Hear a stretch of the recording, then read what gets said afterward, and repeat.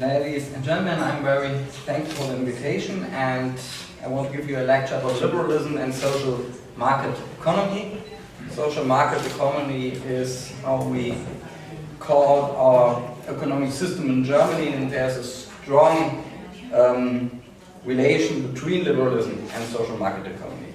It is a lecture about history of the last 50, 60 years, and to show the development, and I think we can learn much from this model and different aspects from it for our actual discussion. I think since the Second World War there are 6 periods until now. The first period is the period in the 50s and 60s, the introduction of social market economy. The second period is from the end of the 60s to the beginning of the 80s, the Keynesian revolution and the expansion of the welfare state. The third period is a form of monetarist revolution and supply-side revolution in the 80s. And then the next period I would call the reunification crisis, a crisis after the reunification of Germany, which lead us to the period of reform, of liberal reform under a social democratic government. That's interesting, and what we call the Agenda 2010 reforms. And the last, the 6th period is the Merkel government, under which we live in Germany now since 8 years, and maybe it will be 12 years in 4 years. I want to start my lecture with a quotation from the year 1948 in the German newspaper The Zeit, The Time, from Countess Marion Dönhoff, a very famous German journalist in this time, and it is about Ludwig Erhard, the founding father of the free market economy in Germany after the Second World War. And Miss Dönhoff wrote about Ludwig Erhard in the year 1948, at the beginning of the year, before the currency reform. I start the quotation. "If Germany were not already ruined, this man, with his absurd plan to abolish all controls, would certainly bring that ruin about. God protect us from him, ever becoming economics minister. That would be the 3rd catastrophe after Hitler and the dismemberment of Germany." The quotation of Marion Dönhoff in this time. It is not so different from the anti-liberal rhetoric that we experience today, and it was widespread at this time. Today, Ludwig Erhard is a very popular person in Germany, a historical person. But in this time, Germany after the Second World War, Ludwig Erhard was maybe one of the most criticized and maybe most hated politician in the time after the Second World War. You see, this is Germany after the war. It was divided between the East. The red zone is the communist zone, and the other zones are the territories of the Alliance. The British and the American territory was in an administration together, and Ludwig Erhard was the chief of the Board of Economy in this B zone formed by the British and American zone. And this was very important. One reason why liberalism was so successful after the Second World War is that they take a chance that was available only for a short time. And it was a relatively small network of liberals, who took this chance, and Ludwig Erhard was one of them. This network is called the neoliberal network or the ordoliberal network. Neoliberalism and ordoliberalism in Germany is the same group, but ordoliberalism, of course, sounds better for the German people because German people love order maybe more than freedom. And Ludwig Erhard used his very powerful position and his friends to abolish price controls with one step, in the same step when a new currency was introduced. And a great majority of the people was against this step, and also the allies were critical against it. And he could gain this success because his network was very strong, many convincing, and the alternatives weren't plausible. There was many people in Germany who believed more in socialism than in liberalism, much more, but they have not a common agenda that Ludwig Erhard and his friends had. This currency reform of 1948 and the abolishment of price controls had a very interesting effect. Before it happened, the Social Democrats was afraid that a famine would happen, that millions of people would die in this famine. But from one day for another, the shops were filled with with products, and new services were available because people hoarded so much products before this reform because it was not useful for them to sell their products under the circumstance of price control. And this relatively fast success made it possible that Ludwig Erhard became a relatively popular figure in the conservative and the liberal camp. And so he decided, and that is very important to know what's happened with liberalism in the last decade, he decided to go to the Christian Democratic Party. Konrad Adenauer, the chancellor, the later chancellor and head of the Christian Democratic Party, offered him to become Minister of Economy because Konrad Adenauer had the intention to form a conservative Christian anti-Marxist party. And before Ludwig Erhard went into the party, this party, also Christian Democrats, were socialists. There was the Aalner Programm in the year 1947 in which the Christian Democrats called themselves Christian Socialists. And this changed with Ludwig Erhard. In the first election of 1949, and it was a surprising result, the conservative spectrum, the liberal and conservative spectrum, had a majority.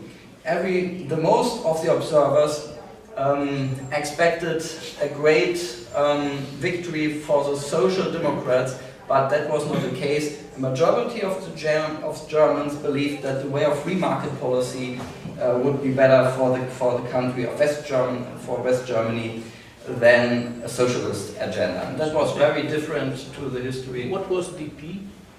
That was a German party, and this time there was also smaller conservative parties which were in this coalition, in this alliance. The yellow is the Liberal Party, the black are the Christian Democrats, that is a smaller conservative party, and the blue is the Bavarian Party. Bavaria has always its own party, and this is a small seat where the common is.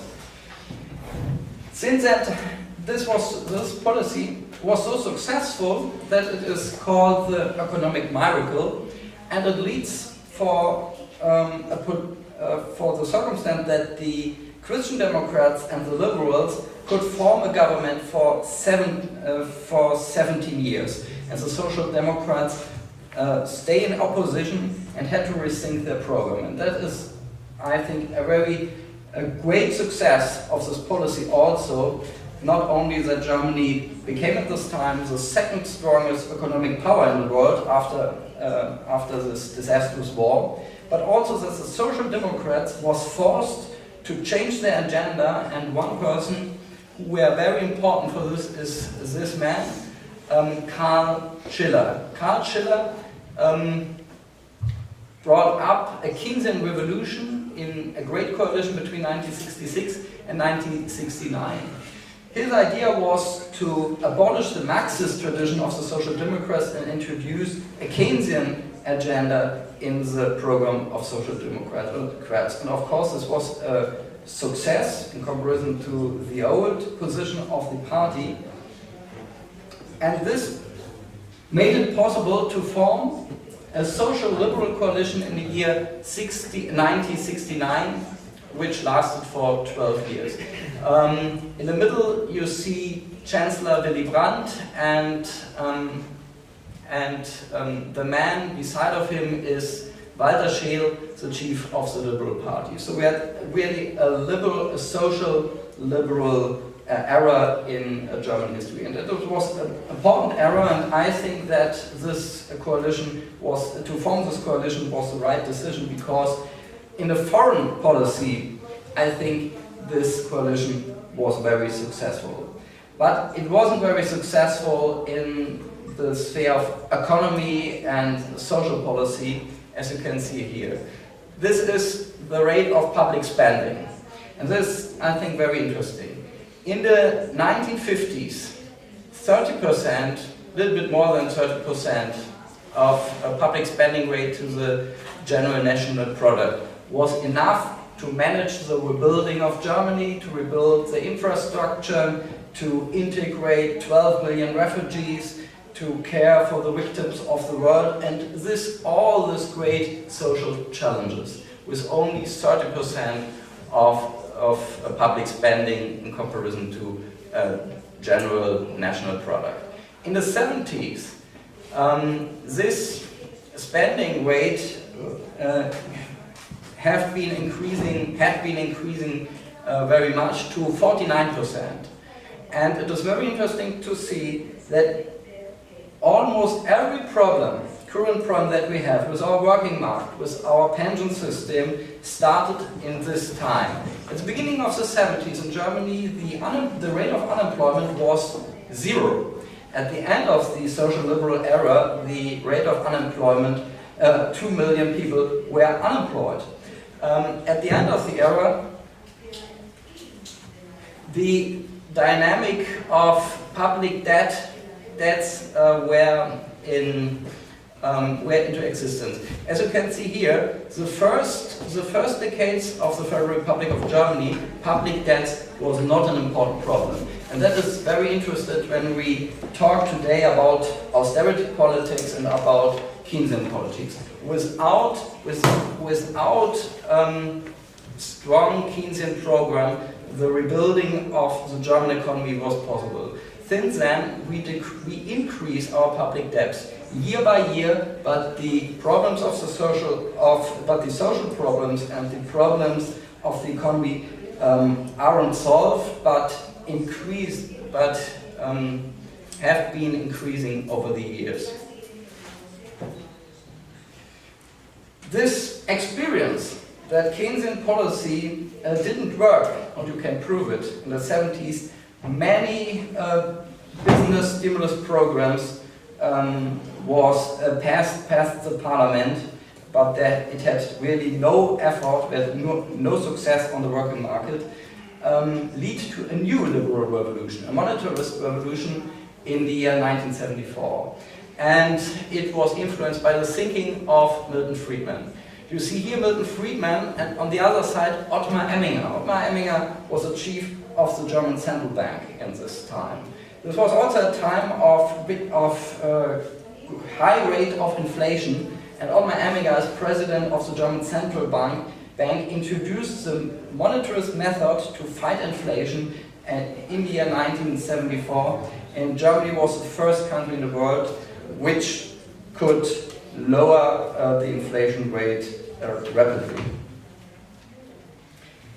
So it was not only the monetary policy, but also the political framework changed. On this picture you see Otto Graf Lambsdorff, one of the most important liberal politicians after the Second World War. In the middle you see, in the center of this picture you see Hans-Dietrich Genscher, who was foreign minister under the Social Liberal Coalition and under the Christian Liberal Coalition, and on the right, and on the I think from you on the right side is the Chancellor Helmut Kohl. And they formed a new coalition in the year 1982, and it lasted for 16 years. This government had at first economic liberal agenda, and I think in the first 6 to 7 years it was really successful. It was possible to limit the public debts. It was possible to introduce 2 tax reforms, which was supported, of course, by the liberals, Otto Graf Lambsdorff and other liberal ministers. And at the end of this era, in the year 1989, a big economic boom started and showed that this policy was very successful. But then something happened, very great, very an event I can remember with great happiness. I was 9 years old and it was on the Berlin Wall in this time. The reunification of Germany in the year 1990. But the reunification of Germany not only brought the unification of the divided nation, it brought also many economic problems. Why? One reason, we introduced a very hard currency in East Germany, and under the new circumstances, the East German economy was no longer competitiveness and could no longer act successfully in the world economy.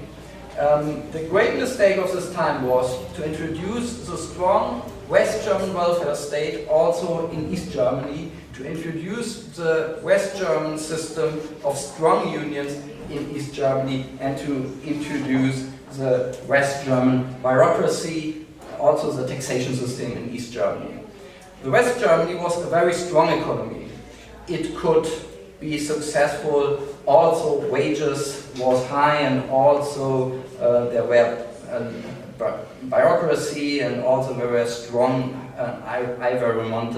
environmental rules. But the new East German economy was no longer able to match the problems under the circumstances. And so the unemployment rate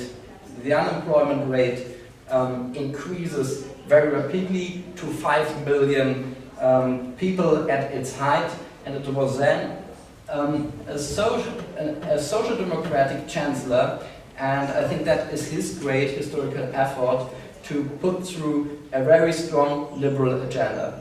I can remember this time, liberal theses, arguments and ideas were widespread in this time. You could even read it in more left magazines like The Spiegel, and the opposition under Ms. Merkel and under Guido Westerwelle, chief of the Liberal Party, were very clear, were very pro-free market, and they forced the government in the second chamber to do it. And the success of this agenda, you can see here, this is the number of unemployed people in Germany between 1995 and 2050. It was a prediction in the future, and you see that since the Agenda 2010 was introduced, the number of unemployed decreased rapidly. But of course, that was only the first step for a renewal of the German free market economy. The next step should have been a tax reform, because Germany has one of the most complicated tax systems in the world. And one man who developed this vision is this man, the former president of the Constitutional Court of Germany, Mr. Paul Kirchhoff. He was candidate for the Christian Democrats for Minister of Finance in the year 2005. But the problem was that Mrs. Merkel, when she came into power in the year 2005 and formed a coalition with the Social Democrat, abolished her free market agenda and introduced a strong social democratic agenda, and so all hope of the people in Germany who wanted reforms, who believed in a strong free market agenda, all this hopes was on Guido Westerwelle, the chief of the Liberal Party and foreign minister in the years between 2009 and 2013. That a strong liberal agenda, let it call a neoliberal agenda, is successful, showed shows the election of the year 2009. It was the best result the Liberal Party ever had in their history. It was 40%. And the majority of the people, the enemies of the Liberals, also as the supporters of the Liberals, expected a strong free market agenda for the next 4 years. But nothing happened. No tax reform, no reform of the health system, no reform of the pension system, no reform of the system of the working market, nothing else. And the result is, we have seen last Sunday. This is the result of last Sunday, of the last Sunday elections. There's the first time after the Second World War, no Liberal Party in the parliament. We have 3 left parties and a social democrat and a conservative party with a social democratic agenda. And the future of liberalism on this point is open. I hope that in the year 2017 we will have again a Liberal Party with a more convincing agenda and with a more convincing political team ahead. So you can say, if you have this overview of the history of liberalism and free market policy in the last decades, it's a history from triumph to tragedy. And so I finished my lecture here, and I'm looking forward to an interesting discussion with you. Thank you very much.